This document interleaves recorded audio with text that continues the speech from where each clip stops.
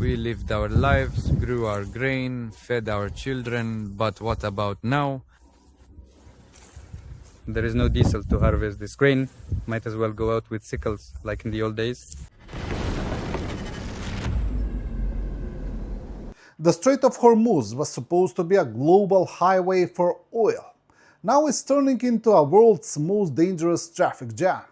As Iran's blockade resumes, Washington is warning Tehran that disrupting maritime trade could come with a heavy price.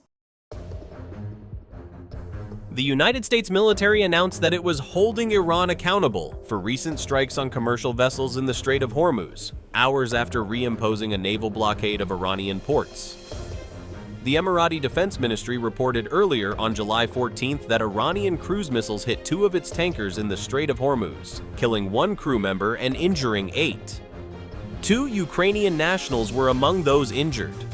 The U.S. Central Command, CENTCOM, said it would hold Iran responsible for these casualties.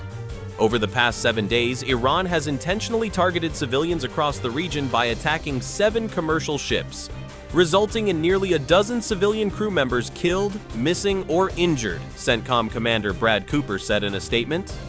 Iranian forces have also launched dozens of missiles and drones toward neighboring Gulf countries. U.S. forces are holding Iran accountable for unwarranted aggression that continues to endanger innocent lives.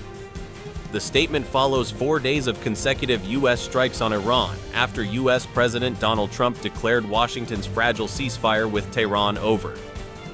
Trump also ordered U.S. forces to resume a blockade against ships going to and from Iranian ports. The blockade went into effect again the evening of July 14th. The U.S. also launched another round of strikes at military targets near the Strait of Hormuz and along the Iranian coast, the military said. The Strait of Hormuz is a major choke point carrying about 1/5 of global oil and liquefied natural gas trade. Iran declared a blockade of the strait in the wake of U.S.-Israeli strikes on February 28th, with the U.S. later imposing a simultaneous blockade of Iranian ports. While Trump on June 14th announced that Iran and the U.S. had reached a deal to end hostilities and reopen the strait, that ceasefire now lies in tatters. In a return to form, Trump threatened Iran with large-scale attacks on critical infrastructure during an interview on July 14th. "We're going to hit them very hard tomorrow night," he told Fox News. "We're going to hit them very hard the night after, and then next week it gets really bad for them because next week comes the power plants. Next week comes the bridges. We're going to knock out all their power plants. We're going to knock out all their bridges unless they get to the table and negotiate." In the wake of the ceasefire's collapse, Gulf nations have also reported threats from Iranian drones as Tehran launches strikes at U.S. military assets in the Middle East. The revived hostilities and closure of the Strait of Hormuz come on the eve of the expiration date for the price cap on Russian oil. The price cap, currently set at $44.10 per barrel, is set to lapse on July 15th. The window for the European Union to reach an agreement on extending the cap is narrowing, increasing the chances that Russia will soon be able to sell oil at market prices, significantly higher than the current cap due to disruptions in global energy markets triggered by the U.S.-Israeli war against Iran.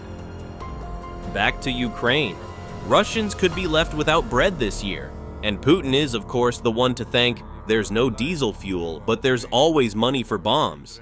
How does that make any sense? The man in the video asks. He says that if things get any worse, farmers will soon have to harvest crops the old-fashioned way, with sickles. Oh, Mother Earth, how vast you are. We lived our lives, grew our grain, fed our children, but what about now? There is no diesel to harvest this grain. Might as well go out with sickles, like in the old days. But for bombs and missiles, we have everything. Something is just not right, is it?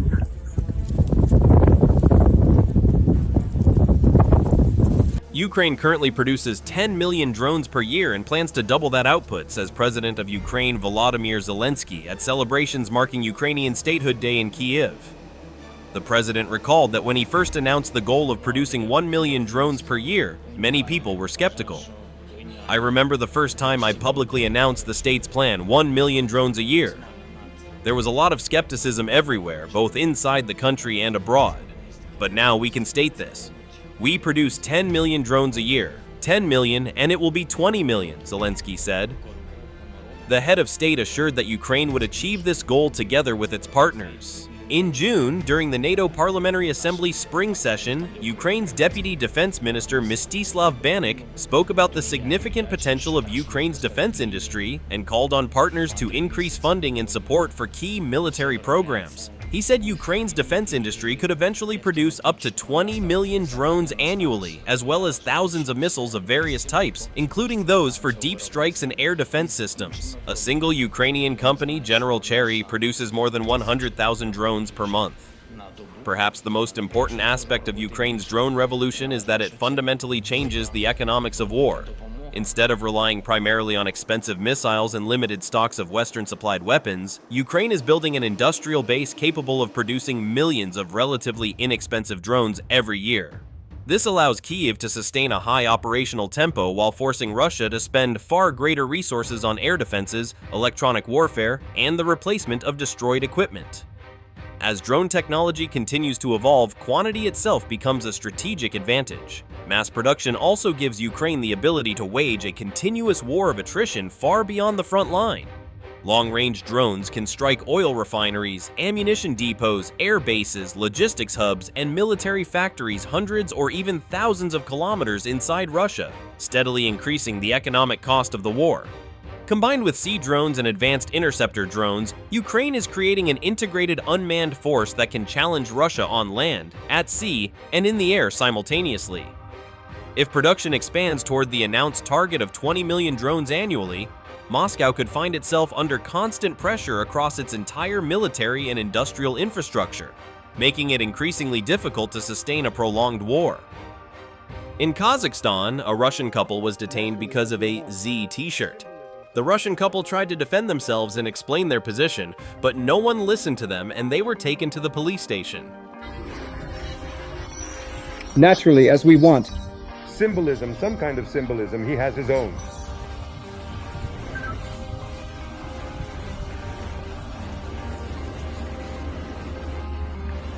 The city of Pavlodar from the mosque. Send it to the house.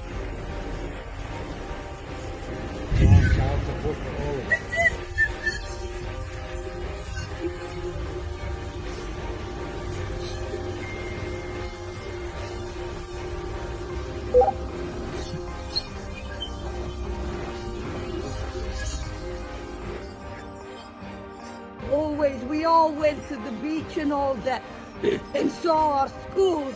It is nothing dumb. We are not doing anything. And now here is what it is. I do not know this person, but he probably did not approach you for no reason. And I haven't seen this too. The man came up and said, "Wow," he says, "is this good? How does he know you?" How do you not know? That is forbidden. A person already told you that. Thanks for watching, and don't forget to subscribe. Also, if you want to support Warthog Defense, please become our member and get early access to new videos, exclusive members-only videos, and become administrator in comment section. The membership link is in the description. Rescues every day. We had a guy last week, it's 6 rescues in 6 days. You know, he's doing the job every day.